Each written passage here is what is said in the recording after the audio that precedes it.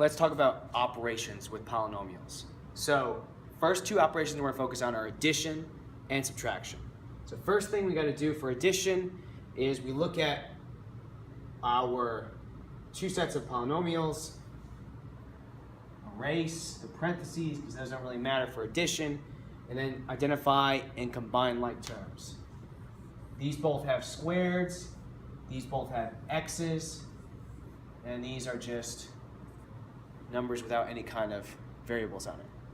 Now, we're going to combine the coefficients only. We're not going to change the exponents, just the coefficients.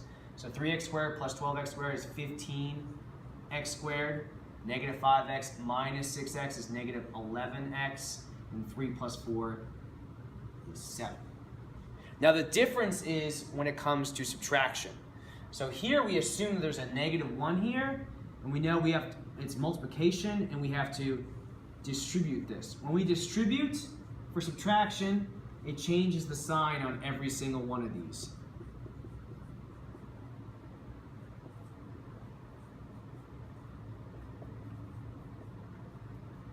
This 5x squared was positive, now it's negative. This was negative, now it's positive. This was negative, now it's positive.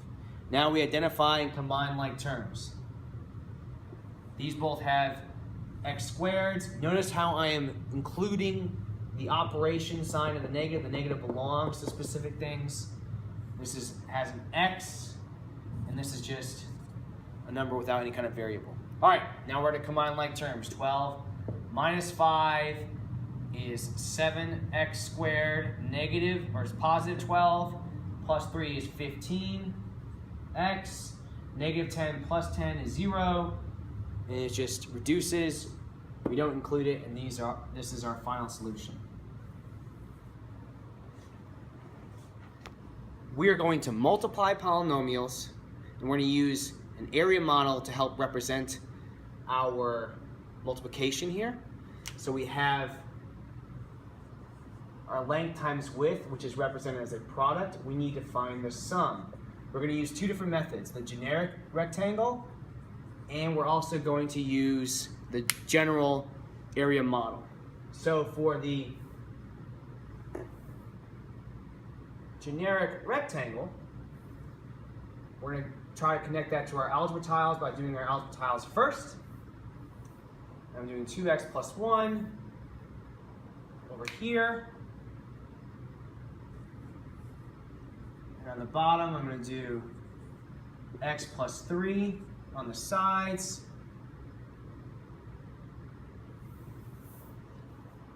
I'm going to use the edges on my shapes to create a grid line to figure out what my actual rectangle is. These pieces I put on are only the length and the width so far. Now, we're going to use these to put in our actual algebra tiles. So this is x, x, x,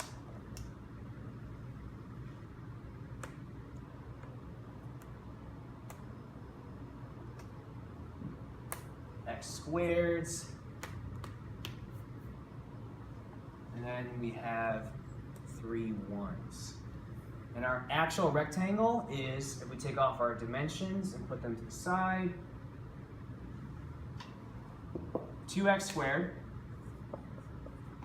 1, 2, 3, 4, 5, 6, 7x, and then 1, 2, 3, 3 1s. That's our areas of sum. We're going to use this and try to connect it to our general area model. Now, we're going to use the same dimensions and separate based on the terms. So it's x plus 3, that's 2 terms. So we're going to draw a line down to create 2 columns. This is 2x plus 1, 2 terms. We're going to separate down the middle to create 2 rows. We're going to multiply each piece and try to connect it to over here. So 2x times x is 2x squared. That connects to this piece, 2x squared. We're going to multiply 3 times 2x, which gives us 6x. That connects to these pieces here.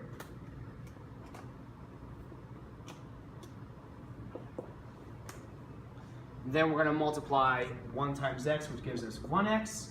that connects to this piece over here. And then 1 times 3 is 3, which connects to these pieces over here.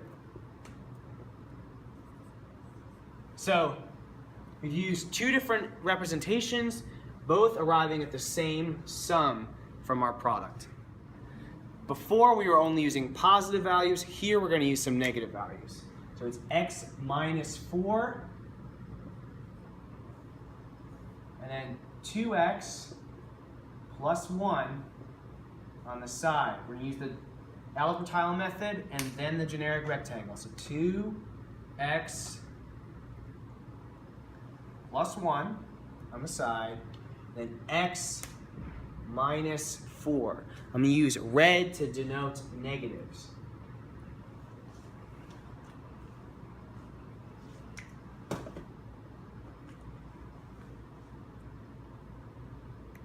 Now I'm going to draw lines down to try to connect this along the edges of our shape. Okay? So it looks like it gives us 2x squared, x over here, but we have a positive and a negative here, which are they're going to multiply and give us negative x values over here.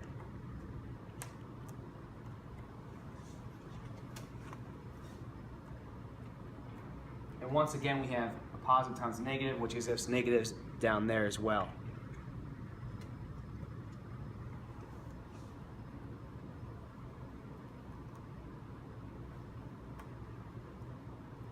And there you have it. Now let's do the generic rectangle. So it's x minus 4, just like how we represent it over here. And then 2x plus 1, how we represent it over here. We multiply. 2x times x is 2x squared. That's this. 1 times x is 1x. That's this. 1 times negative 4 is negative 4. That's these. 2x times negative 4 is negative 8x, and that's these.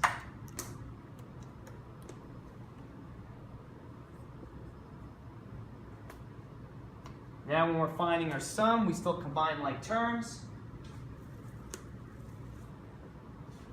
1 and negative 8 is negative 7x, 2x squared, and negative 4.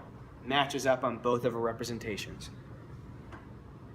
Now let's do it with two negative values. So we have x minus 1 and x minus 1 over here.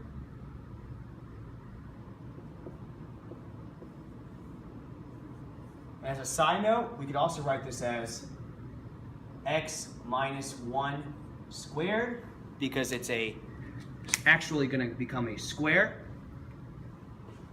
So we have x minus 1 by x minus 1. Now again, we're going to draw our lines to kind of connect things.